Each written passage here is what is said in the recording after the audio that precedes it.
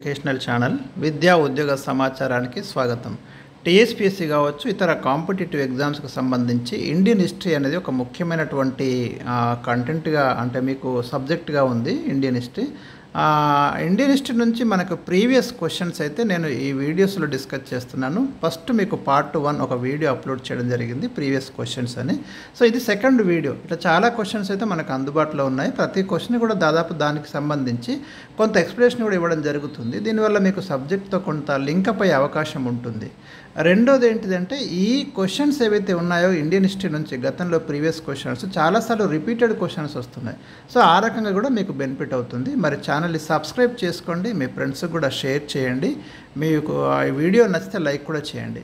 ఇవాళ మనకు లాస్ట్ వీడియోలో 20 క్వశ్చన్స్, ఈ వీడియోలో కూడా 20 క్వశ్చన్స్ అయితే ఇచ్చే ప్రయత్నం చేస్తాను. ఫస్ట్ 21 క్వశ్చన్ నెంబర్, ఎందుకంటే గతంలో 20 కంప్లీట్ అయింది కాబట్టి 21 క్వశ్చన్ చూడండి. అష్టప్రధాన్ అనేది ఎవరి మంత్రి మండలి అన్నాడు. చాలాసార్లు ఇది ప్రశ్న మనకు.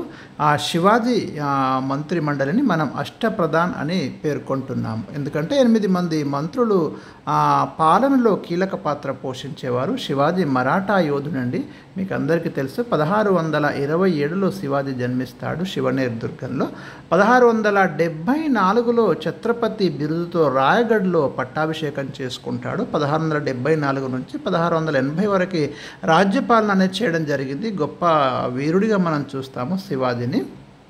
మరి ఆయన అడ్మినిస్ట్రేషన్లో అష్టప్రధానులు అని పిలుస్తాము. 8 మందితో కూడినటువంటి మంత్రిమండలి క్రియాశీలక పాత్రను పోషిస్తుంది. దాంట్లో పీష్వా ప్రధానమంత్రిగా ఉంటాడు, చాలా ఇంపార్టెంట్ పర్సన్. ఇది మాలిక్ అంబర్ నుంచి శివాజీ గ్రహించాడు. ఈ అష్టప్రధానుల కాన్సెప్ట్ అనేది మనకు చరిత్రలో ఉన్నటువంటి ఒక అంశం. Okay, next question number 22. Aligarh ఉద్యమం ఎవరు ప్రారంభించారు? మరి ముస్లింలలో సామాజిక సాంస్కృతిక పునరుజ్జీవనము, ఆధునిక విద్యా వ్యాప్తి, చైతన్యాన్ని తీసుకురావడానికి సర్ సయ్యద్ అహ్మద్ ఖాన్ అలీగర్ ఉద్యమాన్ని అయితే ప్రారంభించడం జరిగింది. మోస్ట్ ఇంపార్టెంట్ క్వశ్చన్ ఇది కూడా. Question number 23. కామన్వీల్ ఆంగ్ల వారపత్రికను ఎవరు ప్రారంభించారు? అనీ బెసెంట్ ప్రారంభించిందండి కామన్వీల్ అనే ఇంగ్లీషు వారపత్రికను. చాలా చాలా ఇంపార్టెంట్. అనీ బెసెంట్ హోమ్ రూల్ ఉద్యమంలో కూడా చాలా యాక్టివ్ రోల్ అనేది పోషించింది. ఇండియాకి రావడం, మరి ఇండియాలో జాతీయోద్యమంలో కూడా పాల్గొనడం అనేది మనం చూస్తాము. ఇండియన్ నేషనల్ కాంగ్రెస్కి అధ్యక్షత వహించిన మొట్టమొదటి మహిళ అనీ బెసెంట్. భారతీయ మహిళ అన్నప్పుడు సరోజిని నాయుడు, కానీ ఇండియన్ కాంగ్రెస్కి ఐఎన్సీకి అధ్యక్షత వహించిన తొలి మహిళ ఎవరు అంటే అనీ బెసెంట్, గుర్తుంచుకోండి.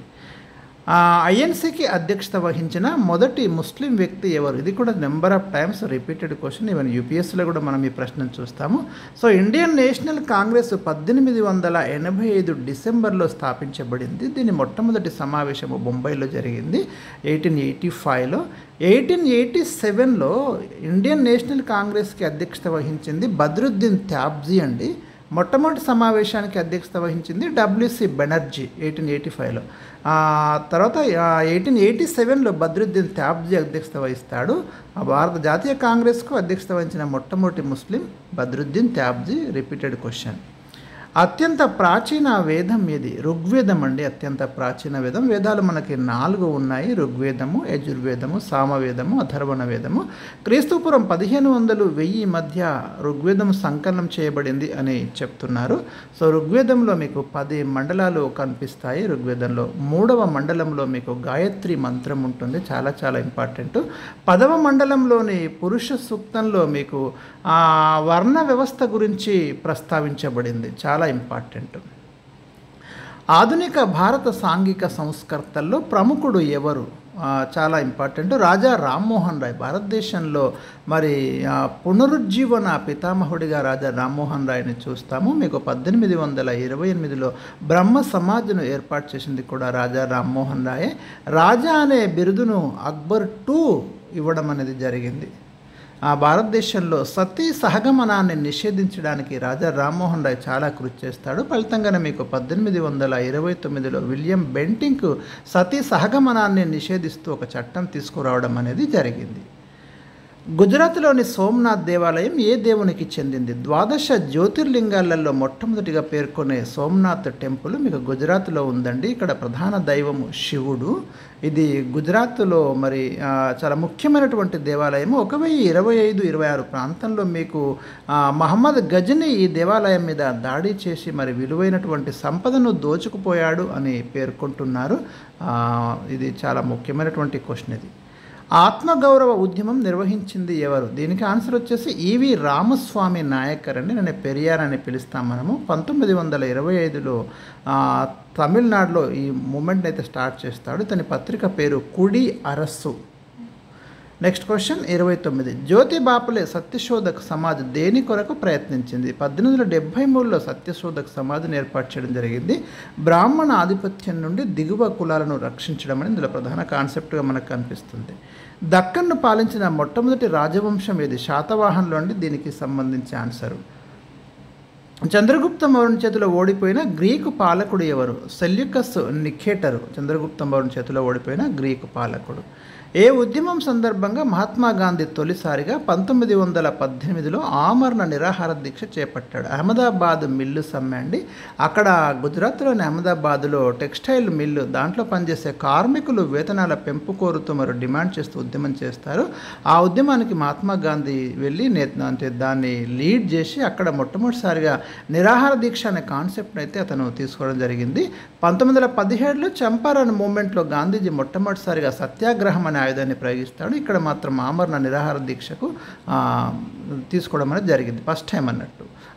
అక్కడ ప్రభుత్వం బ్రిటిష్ గవర్నమెంట్ అంటే యాజమాన్యం దిగి వచ్చి 35% పెంచడానికి ఒప్పుకుంది. ఐనీ ఈ అక్బర్ రచించింది ఎవరు? అబుల్ ఫజల్ అండి దీనికి ఆన్సర్. మొఘల్ కాలం నాటి సాహిత్యం ఇది. శ్రీకృష్ణదేవరాయలకు సమకాలీన మొఘల్ చక్రవర్తి ఎవరు? అప్పుడు బాబర్ ఉంటాడు. మొదటి పానిపట్టు యుద్ధంలో 1526లో బాబరు ఇబ్రహీం లోడిని ఓడించి భారతదేశంలో మొఘల్ సామ్రాజ్యాన్ని స్థాపించడం జరిగింది. ఇదే టైంలో మీకు సౌత్ ఇండియాలో మరి విజయనగర సామ్రాజ్యంలో శ్రీకృష్ణదేవరాయల తులు వంశానికి చెందిన శ్రీకృష్ణదేవరాయల పాలన మనం ఇక్కడ గమనించవచ్చు.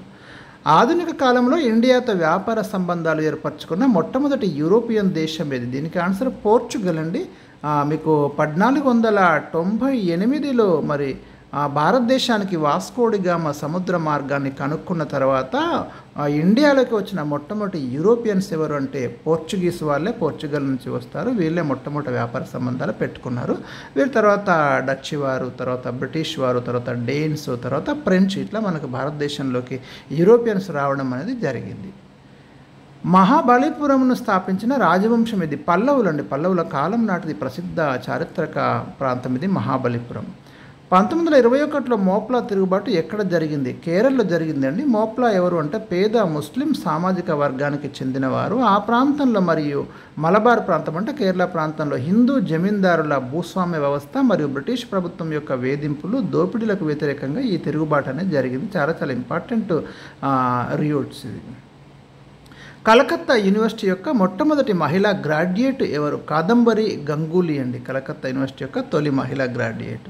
రౌలట్ చట్టంను అమలు చేసిన వైస్రాయ్ ఎవరు? Lord Chelmsford. ఈయన 1916 నుంచి 21 వరకు మనకి ఇక్కడ వైస్రాయ్గా పనిచేయడం జరిగింది. ఆ కాలంలోనే మీకు సిడ్నీ రౌలత్ రూపొందించిన ఒక చట్టాన్ని అయితే ఇంప్లిమెంట్ చేయడం జరిగింది. దీనికి వ్యతిరేకంగా గాంధీజీ పెద్ద ఎత్తున ఉద్యమం తీసుకొస్తాడు రౌలట్ చట్టానికి వ్యతిరేకంగా. ఎందుకంటే వీటిని నల్ల చట్టాలు అంటారు. దీని ప్రకారము భారతీయులను ఎటువంటి కారణం లేకుండా అరెస్ట్ చేయడము, సోదాలు జరిపే అధికారం, చాలా విస్తృతమైనటువంటి అధికారాలు సంక్రమిస్తాయి ప్రభుత్వానికి. సో దీన్ని చాలామంది భారతీయులు వ్యతిరేకించడము జరిగింది. సో ఇవి ఈరోజు ఉన్నటువంటి ఇంపార్టెంట్ ప్రీవియస్ క్వశ్చన్స్. ఇంకొక క్వశ్చన్, లాస్ట్ క్వశ్చన్. హైదరాబాద్ నుండి ఇండియన్ నేషనల్ కాంగ్రెస్లో చేరిన మొట్టమొదటి ముస్లిం నాయకుడు ఎవరు? ముల్లా అబ్దుల్ ఖయ్యూమ్. ఇది కూడా ఇంపార్టెంట్ క్వశ్చన్. సో నెక్స్ట్ వీడియోలో మరిన్ని క్వశ్చన్స్ అయితే మీకు అందిస్తాను నేను.